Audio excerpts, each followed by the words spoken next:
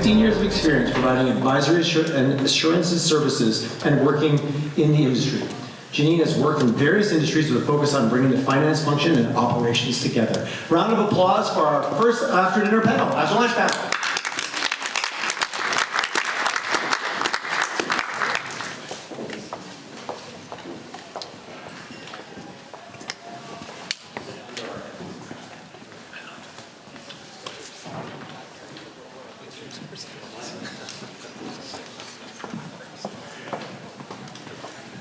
Good afternoon, everybody. Good afternoon. Thank you for joining us. I know it's tempting to have the delicious food, but appreciate you being here. And now I get to introduce our lovely men. This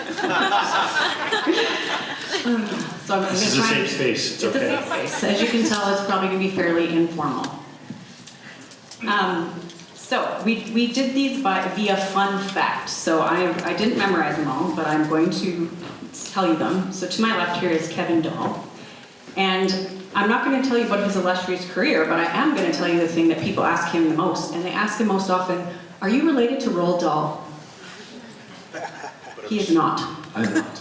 Just in case you were wondering. He also gets asked if he played for the Flames. I did not. He did not. So just in case that was unclear, this is not. There's 1.3 million different Dahl family trees. So if you happen to shout them later, please don't ask this question.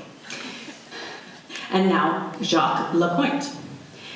He's the founder of Metiquity, and his fun fact is that his first post-secondary education, or post-secondary ed job, first job was working with the Calgary 1988 Olympics as a venue transportation planner.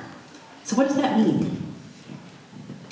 It means transporting 10,000 athletes, coaches, trainers, volunteers, and how it's planned around the venue. So it was pretty fun, pretty cool job to start with. No kidding. And a lot of people get mad at you if you didn't get it right. Yep. Okay.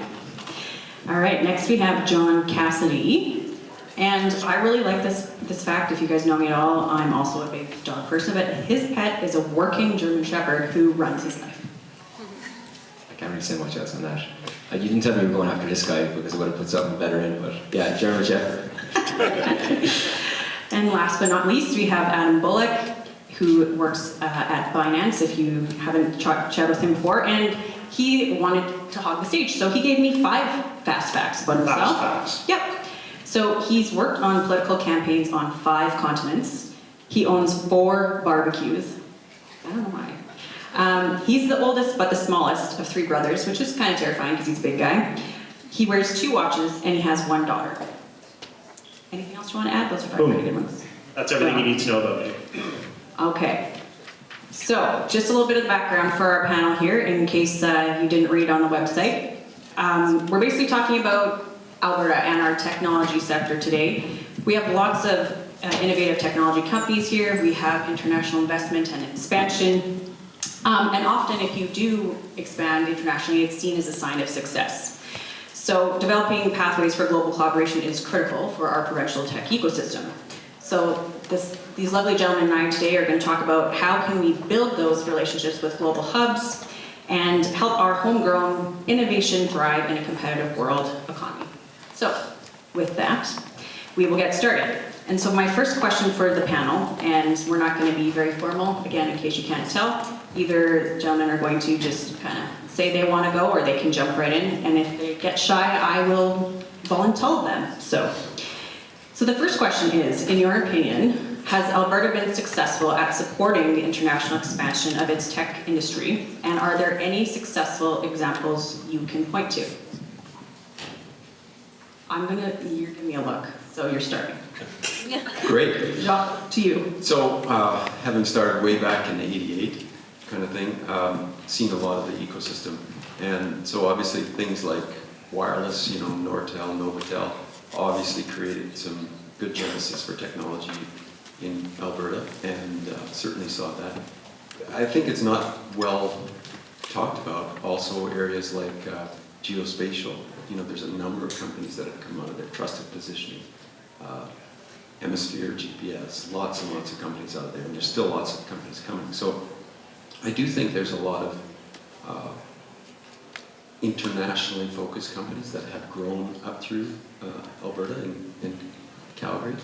The other thing I think is really interesting is if you look at the bigger companies here, many of them didn't come from a genesis of like, let's focus on this kind of cluster. They were just companies that had a really good value proposition and served a really interesting market opportunity. So I think there's, lots of success and lots more to come. Thank you for that. And you know what, Kevin, I actually think you had some good examples here that you want to chat about. Well, yeah, I'm not going to go through and kind of create a laundry list of success stories, but I definitely think there's quite a few in Alberta that have been able to leverage sort of the supports of Alberta and even Canada in general. I mean, there's a lot of different programs that can support you. And I think that as we've evolved some of the coaching programs and mentoring programs that we have in Alberta as well, we're coaching entrepreneurs to think globally, think internationally from day one. And I think that mindset's starting to take hold, because the reality is, in 2023, if you're going to build a successful company, you're not going to do it within the borders of Alberta.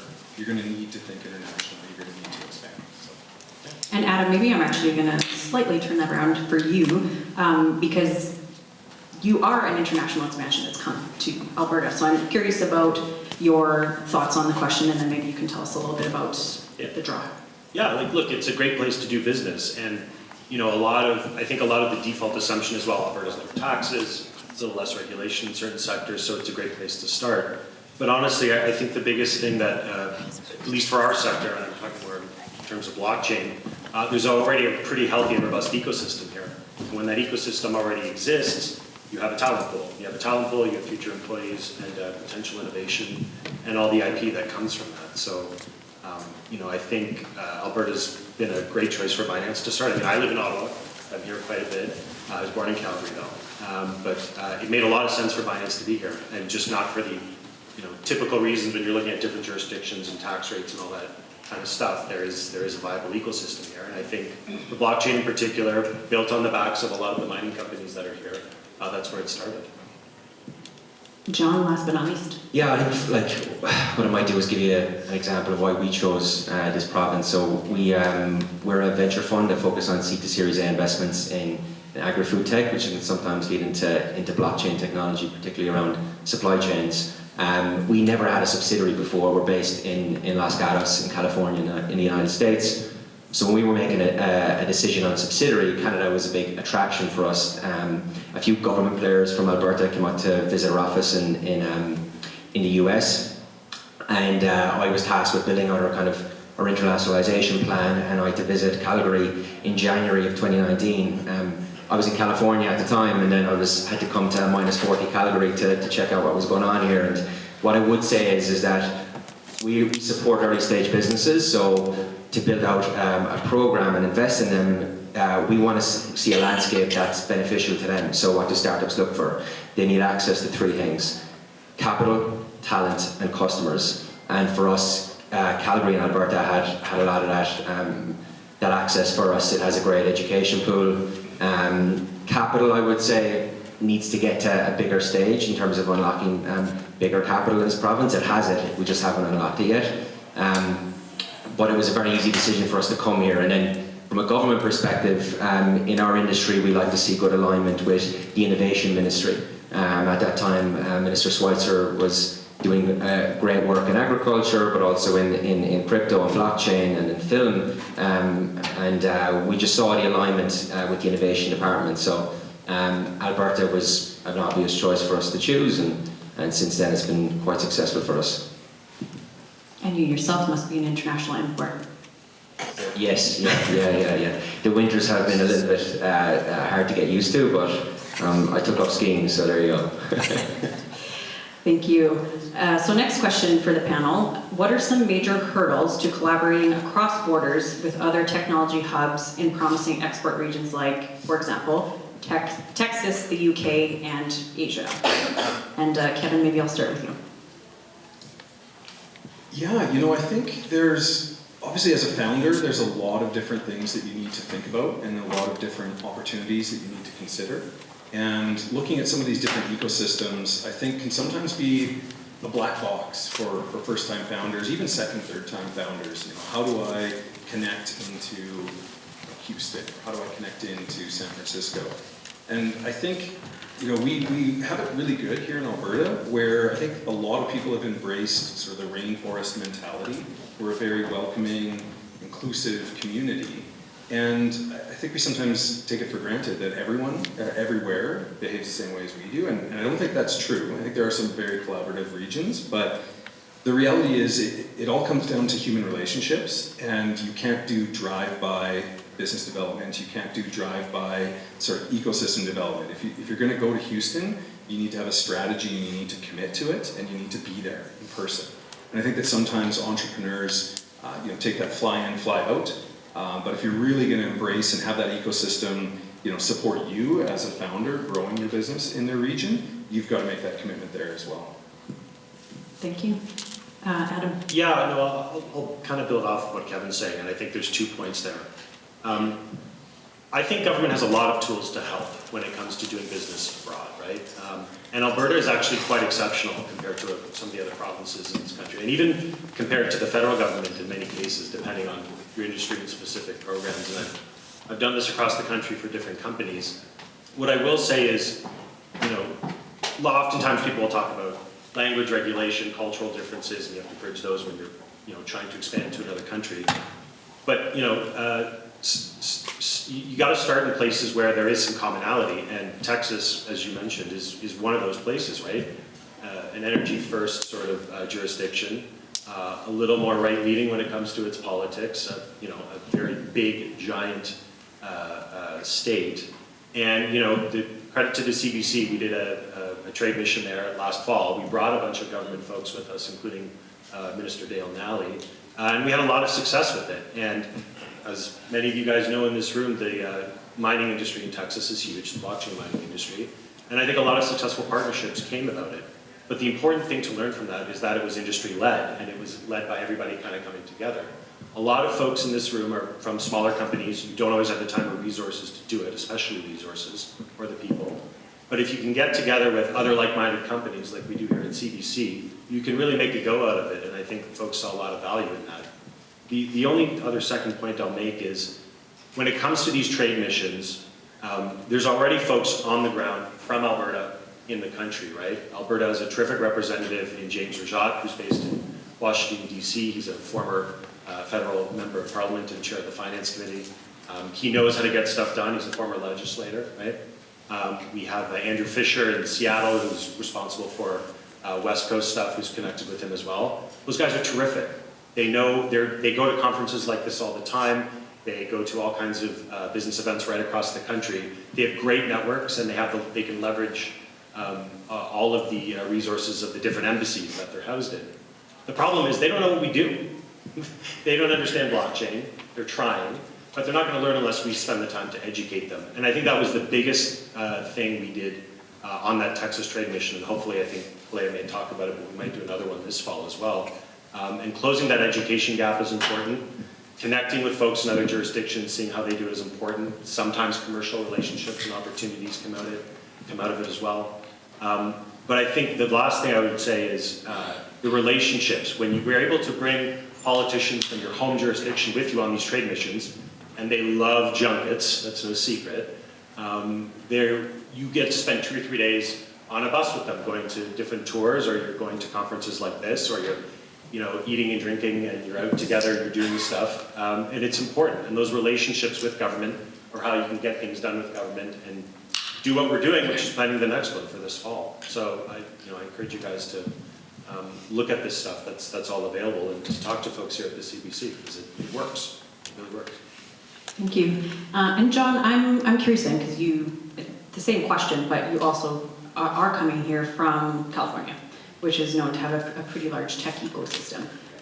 So I'm curious, maybe from your perspective, if there's anything additional you'd like to add. Sure. I think there's obvious challenges around kind of like taxes, legislation, talents, visas, etc. But when it boils down to it, many of these regions want to be leaders in sectors that we want to be leaders in here in this province as well. So while collaboration is great and it's fantastic, really we wanted to be the best at the sectors that we, like particularly around blockchain. We brought about 9 companies to Austin, Texas for South by Southwest.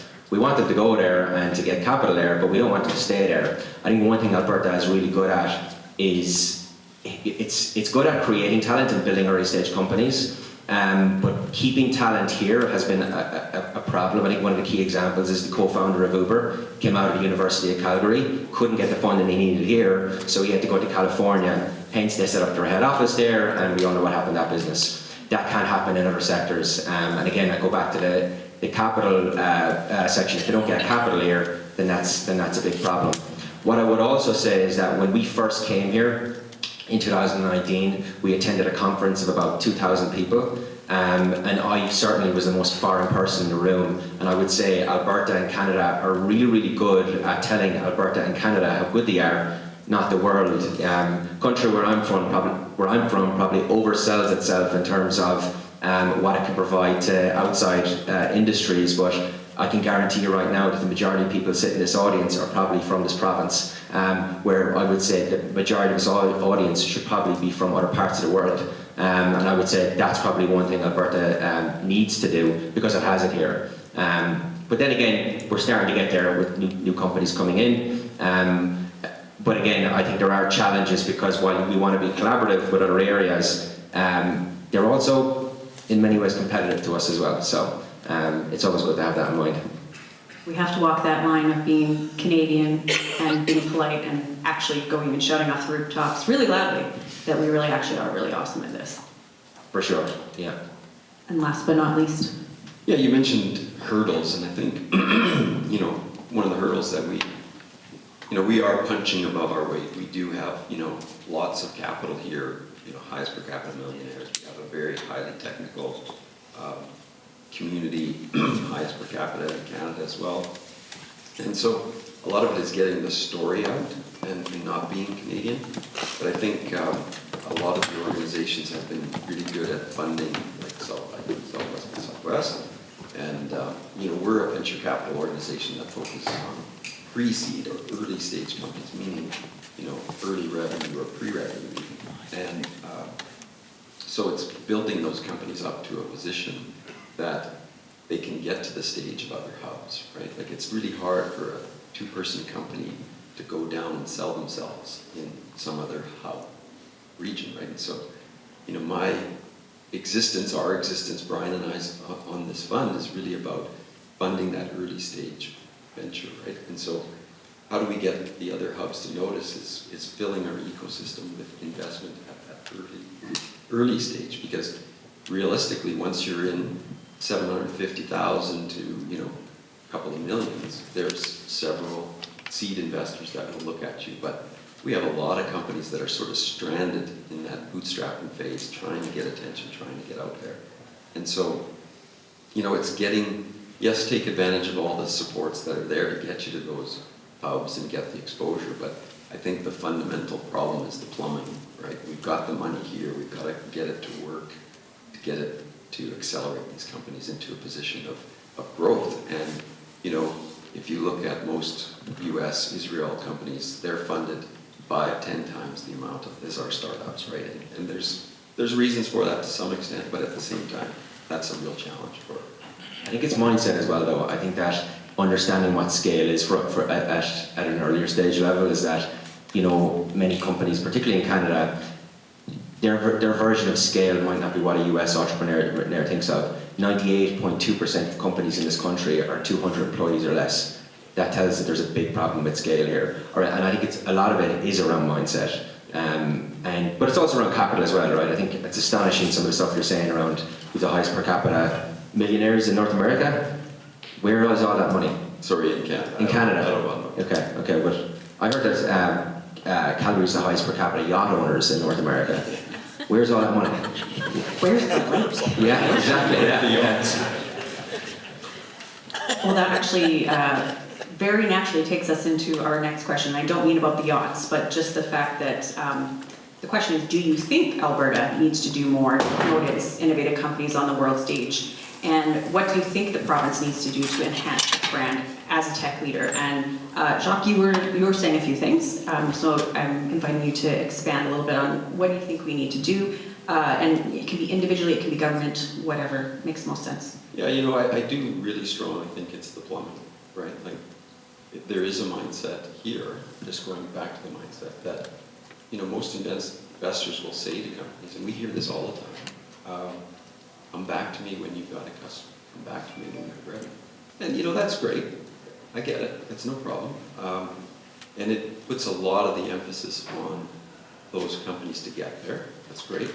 But if you go into other ecosystems where, you know, from startup, as in, you know, incorporation with an idea through the whole, you know, rounds of raising money and growth, other regions have those investors who have been there, done it, and are willing to take a risk. The other thing we talked about over lunch was there's not an appetite for failure with a lot of investors here. You know, I talk to a lot of angel investors and family offices that are frustrated because, you know, they've made some investments, they haven't gone anywhere, and, you know, the appetite to accept failure isn't here yet. That's okay, but we'll get there. It's very Canadian. Yeah, no, I'll just say, in a former life when I worked at a consulting firm, I spent a lot of time in Israel. And if you talk to folks at their Ministry of Science, which is sort of akin to the Ministry of Industry here, the Department of Industry, a lot of their metrics are reversed on what we would think on things. So this is government money going to startups, sometimes seeds, sometimes a little bit larger. And their metrics aren't, when they report back to government, back to cabinet, back to the Israeli parliament, the metrics aren't how successful were you, how many customers, how many jobs were created, kind of typically what you'd see here. It's the reverse. Of that money, how many of those companies collapsed? How much went to zero? And they are rewarded by the closer to zero they get on a lot of these things. Why? Because the Israeli government's default position is we should be taking the risk that businesses aren't willing to take. Politically, that'd be a very tough sell in this country, going to what Jacques was talking about a second ago. And I think it's all about a mindset and a cultural thing, and trying to build a little more room for folks to take a little more risk on this stuff. But as I said, the Israeli model seems to work for the reasons that you guys have highlighted it. What I haven't figured out, and somebody smarter than me needs to figure out, is, you know, how do we start thinking like that here, at least when it comes to some of the public money and support that's available, because it works. I might jump in. One of the things that obviously brought ourselves here with Plug and Play, and I know John with SVG Thrive as well, is the Alberta Scale Up Gap, the Growth Accelerator Program, which I think is something that's relatively new. I mean, we've been at it for under 2 years, and that program has allowed our company, John's company, and several others to come here and establish a presence in Alberta. And I think that, I think back to my story, I met Plug and Play in 2007 when I was down in Silicon Valley trying to raise money, and I remember coming back to Alberta and saying, oh, we really need that in Alberta. You know, a corporate, later stage focused, corporate, open innovation type of accelerator. And I had no idea 15 years later I would be helping to lead the office here, but I think that, you know, things like these global networks that our organizations bring and those connections can really add a lot of value to the entrepreneurs that have that mindset for growth. You know, we've got 54 offices around the world. I can count, at least just from my personal memory, at least half a dozen companies that we've met here in Alberta.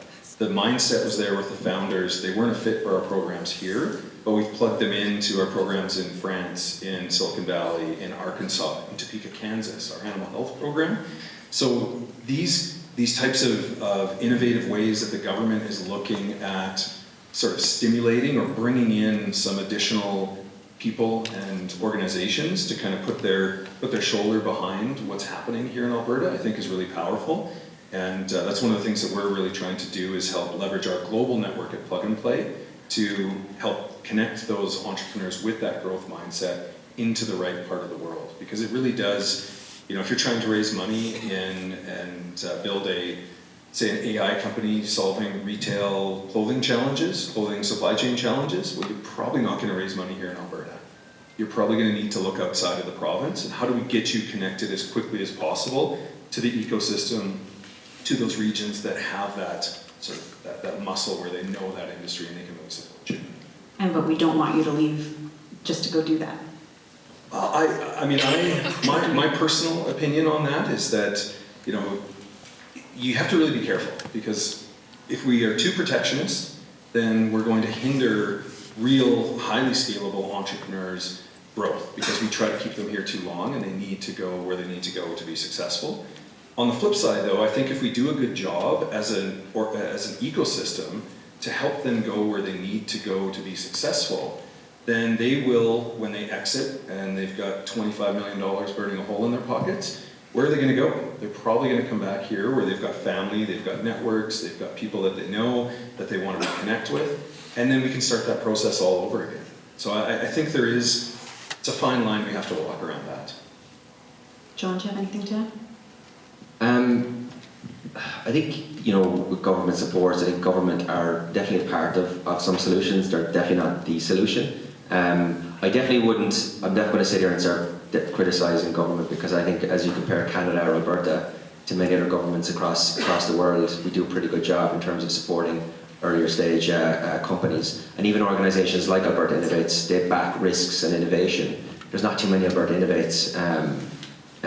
Even in Canada, I mean, there's a fraction of the budget that Alberta Innovates have. A fraction of that is for Invest BC, or Innovate BC. They're a similar entity, but they've got I think about 2% of the budget maybe Alberta Innovates have. So they're actually putting their money in innovation, and they don't ask for much in return, other than you try and be successful and you build out your technology. It's different in other countries. I can only speak from the US or potentially Ireland. So we have a similar entity in Ireland called Enterprise Ireland.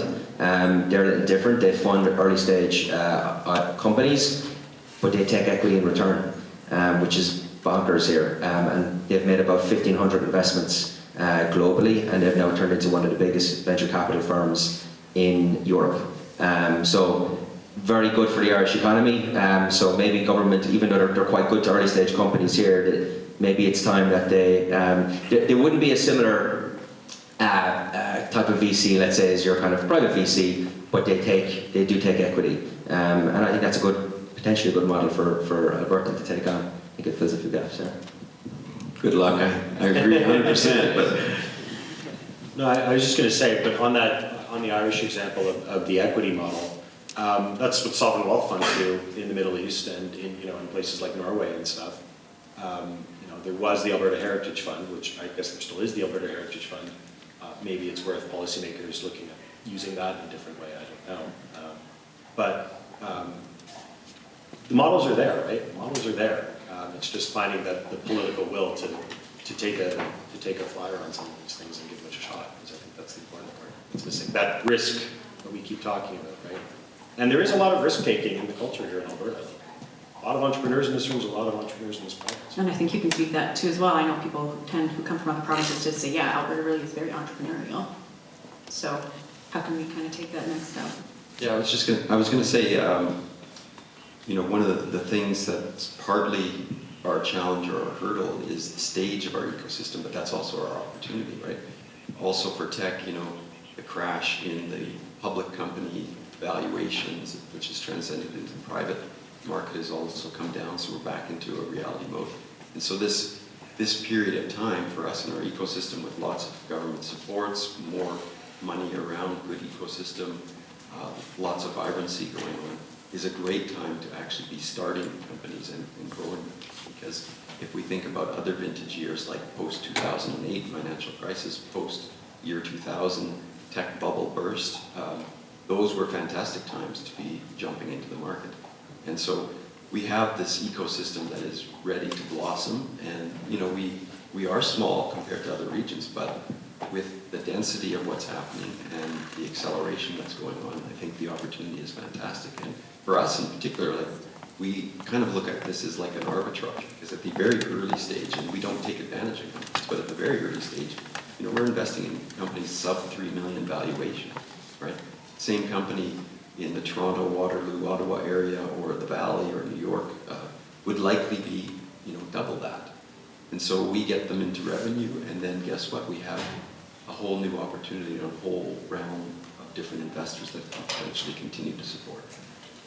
Kind of high level, everything that's going on, but I would like to ask each of you, what is the biggest economic opportunity for Alberta tech companies to fill, to solve either a global or international challenge? Sure, I can jump in. I thought about this as I was driving back from the hydrogen convention this morning in Edmonton. So definitely hydrogen. I think there's an opportunity. 8,000 people up in Edmonton are onto something. But I would say outside of hydrogen, I also look at the opportunities that we have around the strengths that we have in artificial intelligence. So U of A, U of C, Amy, AltaML, all of these organizations are working to bring forward really game-changing artificial intelligence companies, taking that research and commercializing it. And that's great for us at Plug and Play because we're sort of that later stage accelerator that can take those successful companies that are growing and help them really scale globally. Awesome. I mean, no, I was just going to say, we talked a lot about it this morning, but fintech, for sure, and crypto and blockchain, absolutely. There's, as I said, there's already an ecosystem here. It's small, but it's growing, I think. And not to, we talked a lot about regulation this morning, but you know, one of the things that part of our outlook at Binance is, you know, we aspire to be compliant, we aspire to follow regulations, we aspire sort of to the highest bar when it comes to financial regulation. And if you look at what other larger jurisdictions are doing, maybe not the United States right now, but certainly places like the UK, places like France, and other sort of larger jurisdictions, they're more or less starting to regulate that sector the same way that Canada has and started the approach Canada took 2 years ago. So if you can be if you can be the first sort of in the pack of G7 or G8 to be a good hub for fintech or for crypto or for blockchain, and you can start that in Canada, I think that's a really important opportunity, especially for Alberta. And I think it's going to happen here. I don't think it's going to happen in Ontario or Quebec. And there's so much to be said for the digital transfer of value, right? Does it matter where you are to start with? So you really got to go to a place where... Yeah, well, and look, I don't want to get into this too much, but there are rules around custody and all that kind of stuff. And you have to put physical amounts of, I say physical, but it's digital amounts of money has to be stored somewhere, under a set of rules somewhere. Canada could be the first. We're a year ahead of the UK. We are many years ahead of the mess that's in the United States. You know, people will talk about, oh, well, you know, to start a crypto or blockchain company in a place like Dubai is great. It's like, okay, that's true, yes, but you're talking about not a very big jurisdiction when you're talking about compared to the G7 or even the G20. So there's a real advantage there. And John, I'm curious. I was actually talking to a gentleman from your company who was talking a lot about some of the agri-tech. And is that the biggest opportunity you see, or just curious from your perspective? Yeah, I'm glad you said that, whoever that was. But I think, yeah, for us, you know, let's say take Alberta as an example, right? Alberta imports about 80% of its fresh fruit, predominantly from the United States, which means that Canadians and Albertans spend a lot more money on that produce than Americans do. So what we look at is controlled environment agriculture, so like vertical farming, being able to grow food indoors, but you need a lot of land to do that, and there's a lot of land in Alberta, so... it's all flat too, except west of the mountains. Not a lot of lakes. Not a lot of lakes, yeah. Still trying to find those yachts. Despite the odds. Yeah, exactly. But I think, you know, if you look at it from that perspective, we're working with some companies that are utilising existing retail kind of buildings to grow food indoors and be able to supply their local area with fresh leafy greens that are no pesticides, that are grown inside in buildings. So not only does it tackle a food problem, a pricing problem, but also you know, we're seeing many buildings empty, in not just in Calgary and Edmonton, but in Toronto and many other places across North America. So that's something that we're looking at quite heavily. Well, I'd be pretty pumped if I could walk around downtown and just go to all these amazing places that are growing great food and all these empty buildings. We work with a unicorn company called Plenty in the United States, and their latest facility was in Compton, close to downtown LA. So there you go. Why can't we do it here? agree. And we have lots of A-grade buildings to use, so they're in good shape. Exactly.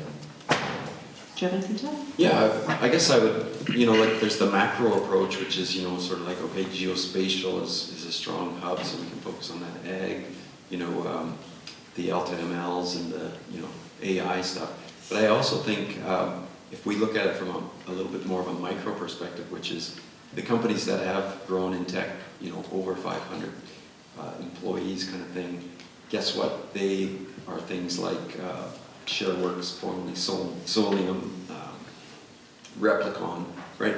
And those all came out of solving a real issue, right? And it wasn't about necessarily the ecosystem or what, a good movement or new technology focus, right?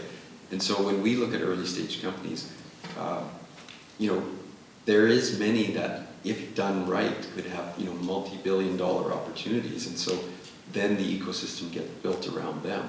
And, I think when we look at companies, even from a funding perspective, whether it's, provincial funding or federal funding, there's opportunities to look at businesses and sort of understand whether it's a lifestyle or smaller business or something that has real ability to scale. And so I think we can't, yes, we've got to focus on the macro, big picture pieces, but also, where are the opportunities where there's some real talent solving a real big problem that could really scale on a global level. This is just a random personal aside, but when I was little, my dad's company was called Rights Market, and they basically actually invented digital rights management, but we lived in Calgary, and we didn't move to the valley. I don't know if I'd be sitting here. We might have had a private island or something. I don't know. It might become like a Nepo baby or something if we'd lived in the right place. But it is very important to actually solve a problem, and that's something that truly would have solved a problem. So we've actually talked quite a bit about, I think we've talked quite a bit how much government support the companies currently have for export expansion, but are there other services that you think that the government could offer in order to help companies export? Is it just the trade missions and grants? What would you change? What would you add from your perspective if you could give some advice for some extra support? And I will actually start with yourself, because you just stopped, so you just need to start again. Okay. Well, it's a difficult question because it's really understanding the continuum of companies. Different companies need different things at different stages, and I think I might have mentioned before that we're good at creating events and accelerators and trade missions and things like that to create collisions, right? And so those are great, don't get me wrong, those are great. And they lead to a lot of different things. We have one company that just recently went down, and they have a couple of different investors they're talking to, a couple of potential customers. So, fantastic. What more can you give to a startup, right? Those are great leads. I also think as they move along into their commercialization stage, and they're trying to break into new markets, is there opportunity for more programs, more projects that can really assist them at entering those markets and creating meaningful partnerships versus collisions? And I think there's some things there, but that would be something that I would see in our evolution of our early stage focus and companies. John? I think that, from a government perspective, I'll give you an example, right? So we again, I'll bring up Ireland as an example. We try and play off our strengths to advertise what we do globally. So our strengths being, we have one day in a year where pretty much everyone associates themselves with being Irish, and that's St. Patrick's Day. The leaders, an economic leader, like our head prime minister, isn't in Dublin drinking Guinness during that day. Our senior heads aren't in Dublin drinking Guinness. Our prime minister is at the White House advertising the economic strengths of Ireland. And it's the same goes for different hubs across the world. They focus it on a day for business and let the rest of them party, but we're here to get things done because that's a day that we take advantage of. What I was blown away by here was Stampede. Stampede is a phenomenal event, and I know it brings in, someone told me recently, it brings in $1 billion in 10 days to the city of Calgary. But what's it doing for Calgary or Alberta globally? And it's quite a unique thing to have. So maybe that's kind of a part of the solution there. But in terms of changing, the way government operate, I think Canada does it quite well. What I would say from some of our earlier stage companies is that the funding and grant system is such a minefield. Navigating it is impossible, and there's definitely room for an entity that helps startups navigate, or even outside companies. If you're looking at potentially locating in Alberta, okay, what supports can I get in order to do that? Because there are a lot of companies from our when we brought some global companies to Alberta last year, a lot of them said, God, I want to be close to California, but I was only thinking of like Sacramento or somewhere in Nevada. I never thought of coming to Canada. And this is only, 2.5 hours away from San Francisco. So I think more of that, but navigating that grant system and actually saying, okay, you've landed in Canada, here's where you go, here's who you need to speak to, because right now it seems like it's all over the place, and I'm guessing by the nods here is that you feel the same. For companies, I would agree. Like, for someone who's been through it a few times, you start to know where to go. But you shouldn't have to have that as sort of knowledge, right? It is a hard job because you get different companies, different stages, different grants, different focus, different industries. So, can't say it's easy for the governments to easily support it, but it is hard for the founders who have never, entered that direction. And some, it's amazing. I love running into companies that have done it all without any supports. And then you tell them about the supports and they're like, oh my God, thank you. Yeah, help us more. Well, on that, some of those supports, I think, entrepreneurs get, I think I was mentioning this earlier, the Barcelona, I know there's a big trade delegation from Canada, and specifically from Alberta, that goes to the Mobile World Congress in Barcelona. Now, if you're an entrepreneur and your company is building a solution, you've got customers there, and it's part of your strategy to connect with people in Barcelona, then that's great. You can work with the trade commissioners, you can work with the various, whether it's provincial, federal trade commissioners, the other organizations that support. But I think sometimes entrepreneurs get sidetracked. They get the shiny object. It's like, oh, Mobile World Congress, Barcelona, I need to go. But they don't necessarily put the work in ahead of time to know why they should be going. And so I think that it's not really a program or something that could be created to solve that. I think we just need to make sure that entrepreneurs that are participating in these government programs are doing it for the right reason, and that's part of their actual roadmap, not something that's more of a shiny object. It's kind of a cool thing I can do, costs me almost nothing, sure, I'll go. When really they should be focused on selling into Vancouver, Toronto, really keeping it going. Adam, we're going to end with you, and then we're going to go to questions, so make it amazing. Well, no pressure. I'm the filthy lobbyist, so I made my career on all of this complexity that you guys are complaining about. But it's true. It happens to be true. Otherwise, I wouldn't be doing what I'm doing. I think, again, I'll go back to what I said early on. I think the biggest gap is in governments trying to understand how they can help. And I know there's going to be a lot of skeptics in this room. I've been one of them at many times when, how can government help me? They're always in the way. But all of these different agencies, some of them are here in the room, in Alberta and across the country, they are there to help and they do want to help. But if you don't talk to them, if you don't engage with them, if you don't ask stupid, dumb questions, and you've never done this before, you have nowhere to start. And on their side, they have no idea what we do. They have no idea what we need. It's very easy for them to understand what a Binance needs or what an IBM needs because they have armies of folks like me who have done this for many, many years. So you do have to, and to Kevin's point about distraction, and I made the point earlier about, some of these organizations are quite small and busy, and do you take a meeting with the government or do you go meet with a potential customer or investor? I think that's an easy decision. What I would say is think about ways or try and if you do need that help, prioritize it. And as I said, I've been surprised over the last number of years at how responsive government has been getting to trying to help smaller organizations take advantage of all the programs and monies and support that's available. They are good people. They just, again, they don't know what we do. They don't know what you need.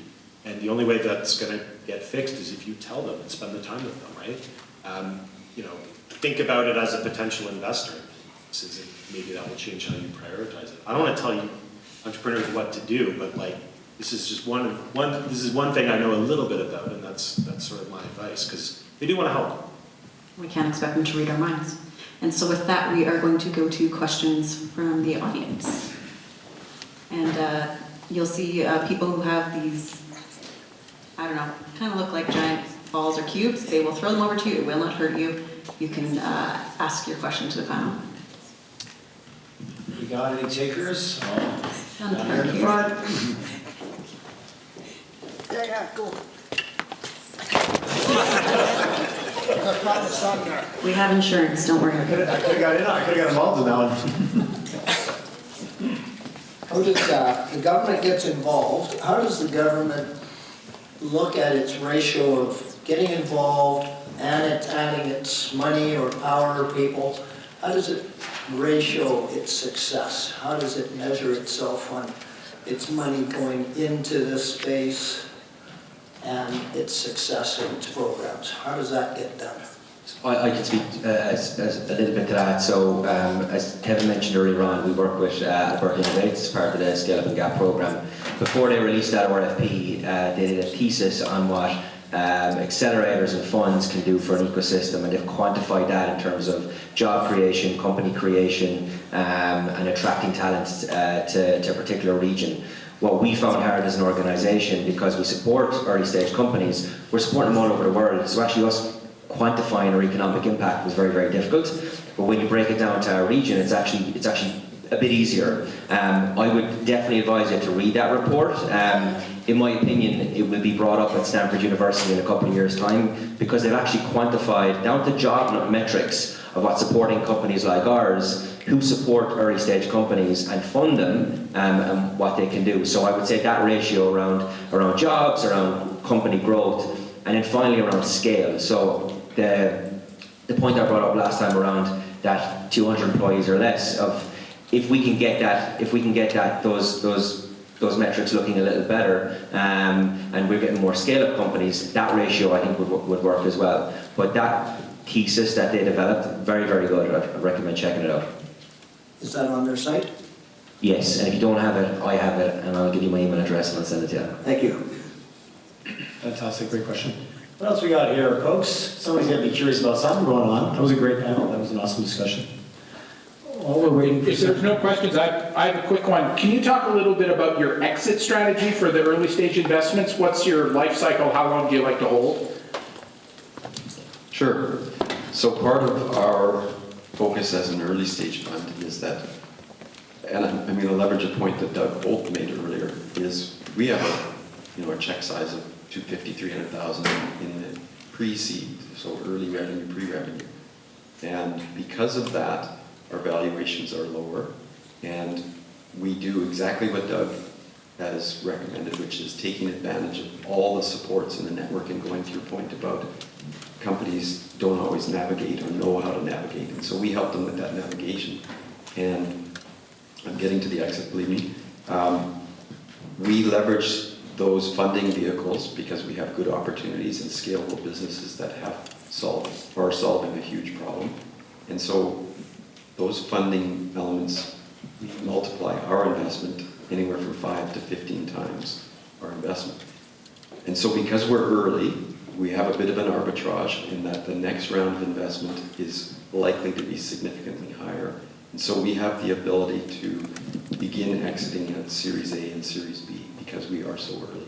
So in theory, we're much like a regular venture fund, which is, invest in the first 4 or 5 years, start looking for exits in the, 7, 8 year time frame, and then close out the fund over 10 years. So that would be, and our strategy is really around that, selling our position or selling the company, in that range time frame. Are we doing any more questions from the audience? No. There's one right down the front here. Thank you. Thank you. Really good panel. So one of the things I'm really curious about is from your perspective, where a government procurement could potentially enable startups and early stage companies or work synergistic with your own organizations. I think that's one thing that's often not necessarily on the table as far as ways that government could support. Okay. So I used to do procurement work at some of the larger companies I worked for in the past. It's awful. Like, you know, responding to a government RFP for anything is pretty awful.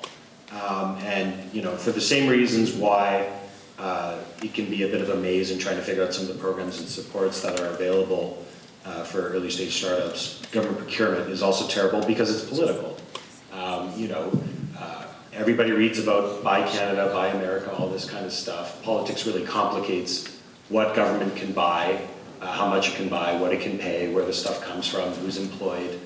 Just look at, there's been all, you know, Canadian political history is very messy with, you know, names like Bombardier and others. And so it's to tune it to SMEs has been something that governments have been trying very hard to work on for the last number of years. I know that in Ontario, they recently tried breaking up different components of a supply chain and putting that through a sort of a quasi-industry organization. It didn't go so hot. But what I will say is if you look at what happened during the pandemic and you look at when government took a lot of, basically made expediency the most important metric, all kinds of companies of all kinds of sizes responded and got rewarded very, very quickly. And what it came down to was volume and maybe a little bit price. And they were agnostic about everything else. They didn't really care where it came from until later in the process, I guess. And that worked. So, you know, I don't know to what extent there's political appetite to shrink the requirements for a lot of these bigger procurements. You know, government thinks it's always better to, you know, buy their IT infrastructure writ large as opposed to agency by agency and stuff like that. If they started breaking it down maybe into smaller components and giving more independent budgets, maybe some smaller companies could start taking a crack at smaller agencies where they would have the ability to fulfill that procurement. The last thing I would say though is they're also never really, this is a terrible answer because it's not great, but the last thing I'll say is they're very slow to respond to innovation too, right? These RFPs take years to write, and years to get through the approval process. They're very slow to respond to taking advantage of innovation. You know, I think there are some agencies, whether it's the Canadian Space Agency or some of the defense entities where they do have a little more leeway to take some risks and to try some new things or hear some new things. There might be some modeling there that could work as well. That's not a great answer. It's not what you probably want to hear. I but have it's a one tough quick thing. point to add, just for myself, being in the blockchain and cryptocurrency industry and having won some government contracts, the amount of years of experience, for example, that was requested for myself and the team to have in blockchain and crypto, I was like, it does not exist. You know, like it was kind of like that sense check wasn't done before the RFP went out, and they actually had to go back and adjust the RFP multiple times because so many people turned it down, and then they came to us and were like, what do we need to do to get you to bid again? Because they knew we were the people with the experience that they needed, but we couldn't fulfill the qualifications despite being the most qualified possible partner. And not everyone has that kind of relationship with the particular agency that you'd be able to do that. So that would be one of my suggestions, is some kind of a sense check around, is that really needed in this new field that hasn't been around so long? You know, it's not like... And they responded to it because nobody else responded to it, right? Like they responded to your advice on it. The other thing I'd say is what makes it tricky is, as I said at the beginning, it's political, right? This is taxpayer money. If taxpayers find out that government overpaid for something because it was Alberta made versus, you know, something foreign that was a tenth of the cost, probably wouldn't go over so well. So why would they take the risk? And again, a lot of this stuff applies to buying physical goods and stuff like that. I think there is probably room at some point to start cracking into software and different platforms as government moves more and more online. You know, I'm not across that stuff. Yeah, I was just going to add, I think we touched on it earlier around sort of the plumbing, and I think that's one of the big challenges or the big hurdles. Similar to the challenge around government doing direct investments here in Canada, I think it becomes political, and there's sort of underlying plumbing that would need to be changed to address that. But one of the interesting things, I will say with Plug and Play, we work with the Italian government, and they have gone and essentially signed on as a corporate partner, like a typical corporate partner with us. So we're sourcing for some of their biggest innovation challenges right now, and they essentially created a complete, I was going to say workaround, it's probably not the right word when we're talking about government processes, but they created a whole other way of doing procurement to avoid the RFP process, because they recognize we work with early stage companies, and even Plug and Play, we're sort of later stage when it comes to the overall life cycle of a startup. But if they looked at the top 8 companies around the world that are solving problem X for them, if they put it out to RFP, at least 5, if not all 8 of those companies may say no. Like if we have to do an RFP, then we're gone. We're going to go to someone else. What's that, sorry? Doing it in Italian if you're yes. So I think there's definitely some underlying sort of political plumbing issues that we would need to address, but I think it can be done really well if we look at other jurisdictions like Ireland, like Italy, and other places where the government's a little more active in getting hands-on. And, oh, sorry, Jacques. No, all I was going to say is it's sort of a little bit same theme as what Kevin's saying, but the Build in Canada program, which I think still exists, was a way to get early stage companies to have an opportunity to find a department in the government that could potentially use the solution. And I think the reverse is true, where there's departments in government that would really like to be able to try something and enable something that could benefit their department, their whatever region, I don't know. And so maybe a Build in Alberta program, something like that, because I think it was talked about this morning, no, maybe there's another conference, just how hard it is to sell into, Alberta healthcare, for example. Like most companies are selling somewhere else first before they go there. So, there might be a way that you have semi-entrepreneurial people inside a government institution that could benefit from an Alberta technology and be able to actually try it and use it for a certain price, so to speak. Or like you were saying earlier, Adam, there should be a failure rate. Not to it, yeah. Yeah. Absolutely. So- It takes political will, so. Yeah. But again, I think there's enough people, and I think the ecosystem is becoming big enough and influential enough that there's some appetite to have that conversation with the legislature. So. I'm getting the look. We're right on time. Yeah, I thought you were looking at me. So. Right on the minute. Yeah. No, I have moderated to the exact time. Nailed it. Yeah. Huge round of applause, everybody. Thank you so much.